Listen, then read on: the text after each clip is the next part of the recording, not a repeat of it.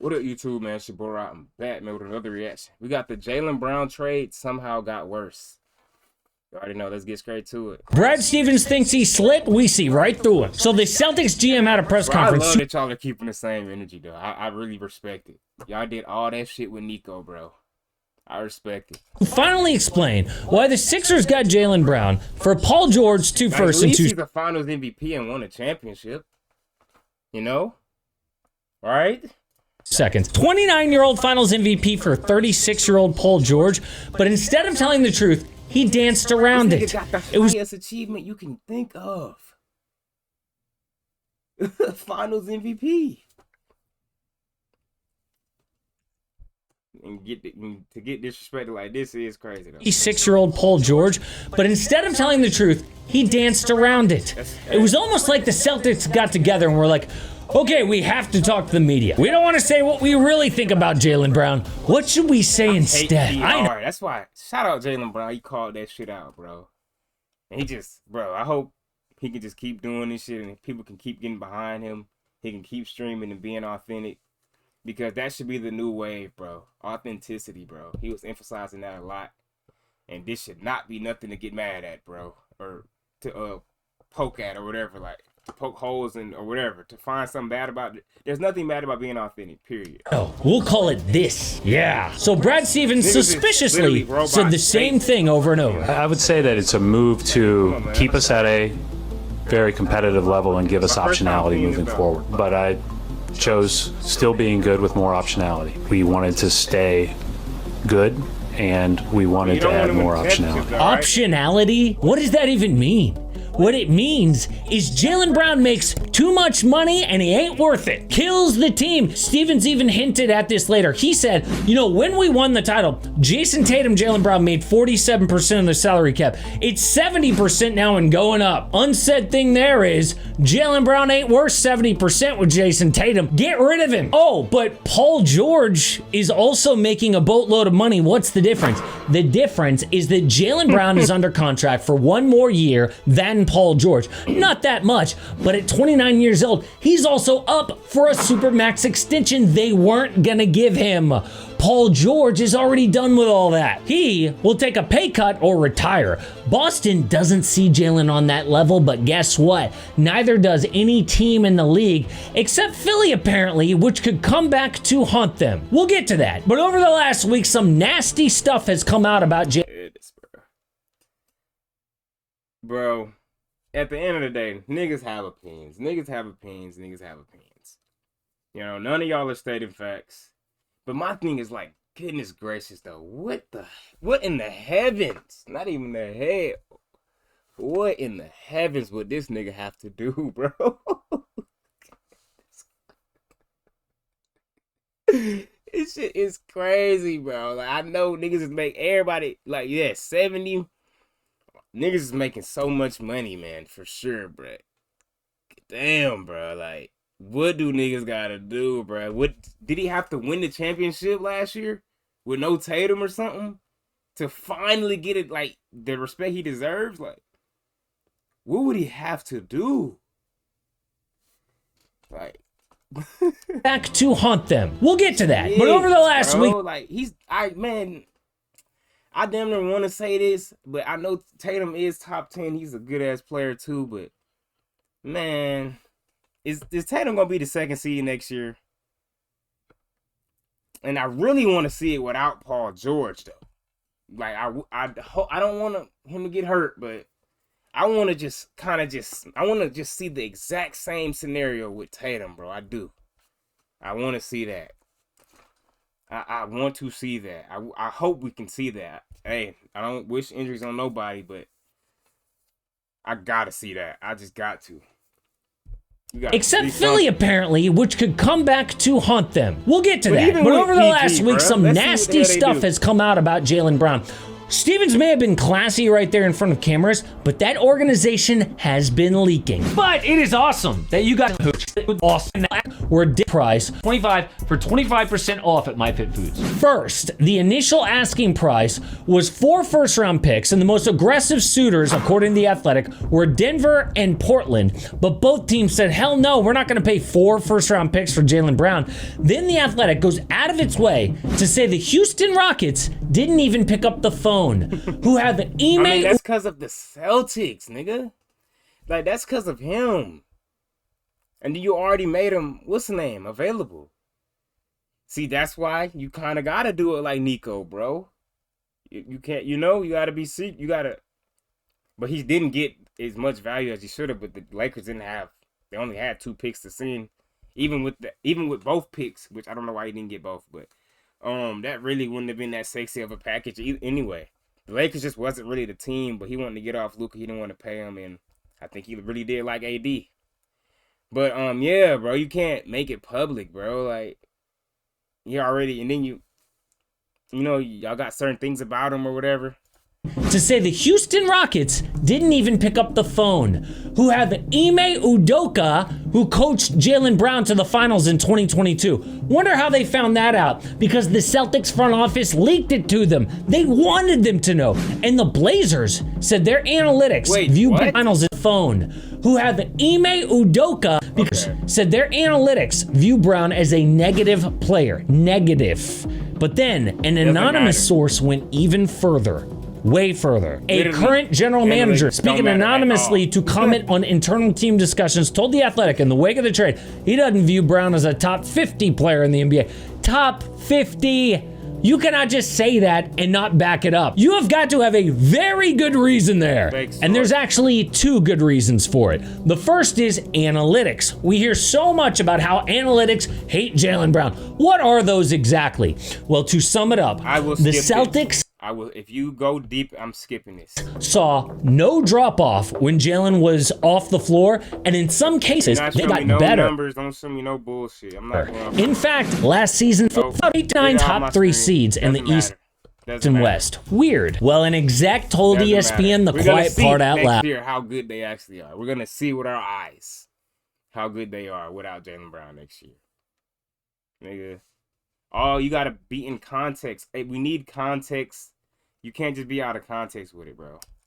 This is the classic case of all the credit just goes to the guy who scores, but they're not driving team success. And there's guys like this all over the league. The difference is Jaylen is not on 40 million like Brandon Ingram. He's at 60 million, and it's really hard to tie up that much money on your salary cap for one player unless they're truly generational, and he's not even close to that. That's exactly what Brad Stevens wanted to say, but he couldn't. Now, there's a lot of Jaylen Brown fans out there, but that perfectly sums up how the entire NBA feels about Jaylen Brown. And we know that, but that perfectly sums up how the entire NBA feels about Jaylen Brown. And we know this because the offers were either non-existent. Hey man, I'm not saying it's the best nigga in the league, though. I'm not saying that, but oh my goodness, bro. It's crazy, like. It feels about Jaylen Brown. And we know this because the offers were either non-existent or... Shit, who are the generational players? I would like that person to say. You're going to say Luka, right? What has he done that he hasn't?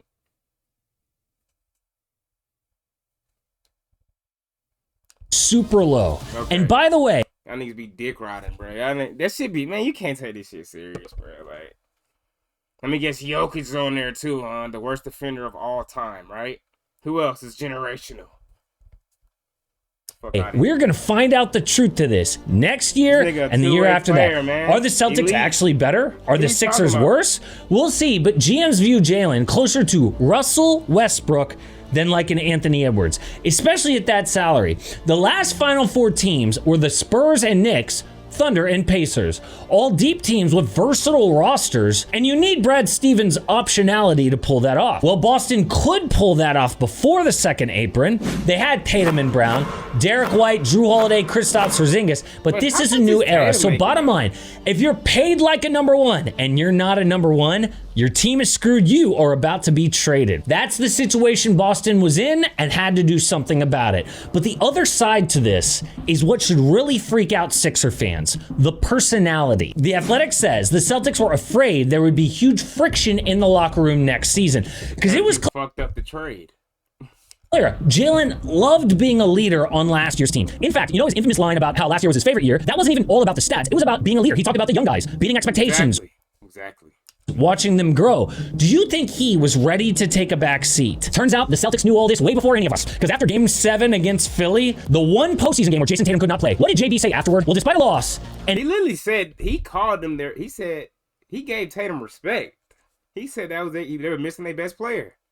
And I think I don't know if he really believes that, but he was definitely, he didn't say nothing bad in the post game. This way before any of us. Because after Game 7 against Philly, the one postseason game where Jason Tatum could not play, what did JB say afterward? Well, despite a loss and an inefficient 12 of 27 from the field, tonight, I wish we played more that style and trusted that style more, even throughout the playoffs, even through wins and losses. Obviously, it's... So he was the only one inefficient? Or did Derek White literally, literally, bro, he shot toward... I don't even like making memes or like talking in memes, but he literally was tordates the whole damn time. Like, Jason Tatum got hurt. He deserves accountability for that, whether or not it's unlucky. And yeah, you just gotta. I mean, Embiid woke up. Shit, you gotta. This shit crazy, bro. And trusted that style more, even throughout the playoffs, even through wins and losses. Obviously, it's not the easiest decision, but I wish we trusted that more. Really, the one game Tatum doesn't play. So I am sure when he said all that, really, and losses. That's out of context. I don't know what we're talking about. Obviously, it's not the easiest decision, but I wish we trusted that more. Really, the one game Tatum doesn't play. So I am sure when he said all that stuff in the live stream, the front office was like, yeah, that's not a surprise to us. Pretty much said the exact same thing the day before. So what would it be like next year when the C's became Jason Tatum's team again? Like they want, not pretty. But now, he's going to have to share the floor with potentially 3 Jason Tatums. First off, you know Joel Embiid views himself as a number 1, even if he's past that. In reality, Tyrese Maxey plays like a number 1, and Maxey is the number 2. VJ probably will be better, and Embiid ain't gonna lie. No, respectfully, the number 1 is Jaylen Brown, and that's how it should be. And even if he's past that, in reality, Tyrese Maxey plays like a number 1. Maxey's cool though. He ain't gonna trip. I think he's happy about this. And VJ Edgecombe.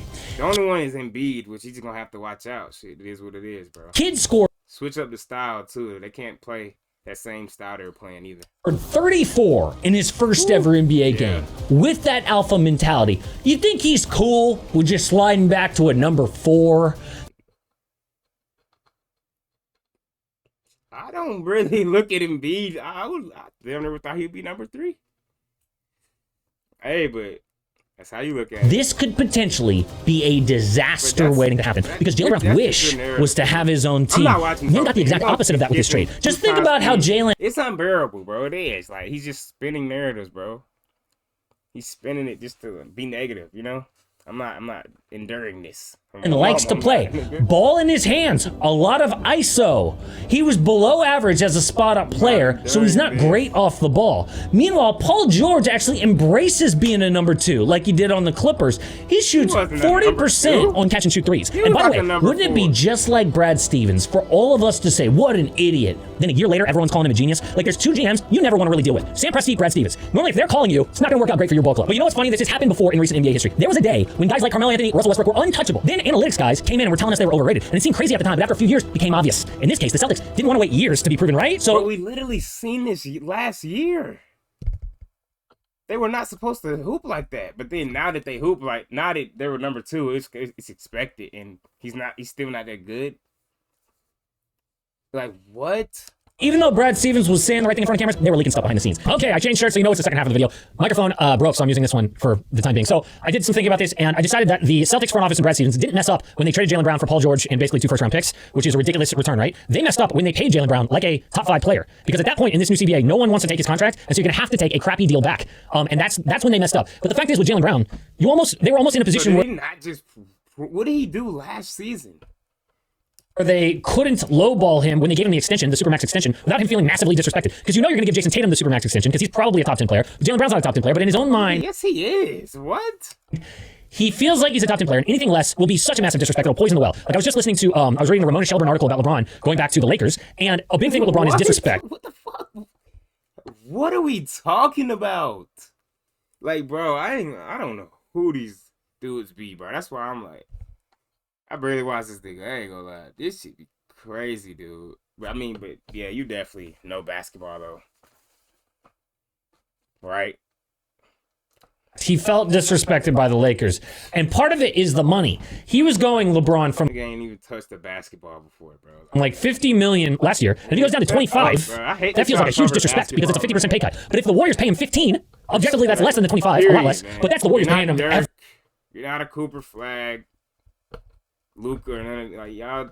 Bro, you probably never touched the basketball a day in your life, bro. Like, Everything they can give, so it doesn't feel disrespectful, right? And it's the same thing with Jaylen Brown. If he made less than Jason Tatum and was looked at less, the worst thing that could possibly have happened to them was he wins Finals MVP and Eastern Conference Finals MVP. on both of them. What, that was both on accident? Because at that point, how are you going to say anything different to him, right? But people don't regard him as a top 10 player. And he's going to be paid like that next year. He's going to be the 7th highest paid player in the NBA, expecting a 2-year max extension coming up. And they sure weren't going to pay him that. So as soon as they had already given him that max extension that they gave him, that's when they messed up. This trade, getting back very little, was inevitable. It was always going to happen. The moment he signed a Supermax contract as not a Supermax guy, that's when they messed up. And so, I was just looking at the Ringer before I went on here. They rank 100, top 100 NBA players. It's always a good source because they have like 10 different, right? So you have to have depth, and probably the model that most front offices want now is to have one Supermax guy and then everyone else making a team-friendly contract. That's what the Spurs will want with Victor Wembanyama. That was what. Yeah, bro, I'm skipping this. We got to the gist. Now he's just talking, so I don't want to hear him talk. That's not why I clicked this video. People are saying right now is that they're going to bet on Peyton Pritchard to be the Jaylen Brown replacement. Not necessarily Paul George, and we'll see how that works. Apparently, there's all sorts of advanced metrics, speaking of which, that love Peyton Pritchard and say when Jaylen Brown sits, actually Peyton Pritchard is like all-star level. So we'll see how that works out. One thing that Brad Stevens didn't answer in his press conference was why did they have to do this now? Like, Jaylen Brown's under contract for 3 more years. It felt like they had their backs up against the wall. Like, they absolutely had to take a deal right now. It's almost like it felt this nigga not top 10, but guess who is, though, right? Luka's in there, right? Who else is in there? In these dudes' opinion, who will be in the top 10? You know they're gonna have. If you ask dudes like this, I'm pretty sure Jokic is the best player in the league, right? Nigga lost to the injured T-Wolves, nigga. Like, get out of here, man. I'm not listening to y'all, bro. it makes a lot of people wonder, like, was there something crazy behind the scenes? And the Athletic article basically explained it. The answer is that, according to their metrics, when Jason Tatum has a 33% usage rate and above, the Celtics are practically unbeatable when he has a 33% usage rate. This year, after Y'all just, niggas always try to get to the bottom of stuff. That's why they do analytics. Like, bro, y'all don't know. That's not accurate. That's not the end all be all, bro. Like, you're just trying to just understand basketball to T, bro. But that's not how it works, bro. Because guess what? Didn't bro say, the Cavs coach, analytically, we're winning. But nigga, go home, nigga. You won one, you got swept. You didn't even win one game, right? Exactly. Go home. And I wanted them to win that shit too. The hell, analytically, literally doesn't matter. wasn't going to accept that role anymore. And they could I'm done, bro. I'm done. Y'all let me know what y'all think. I'm out, bro. Period.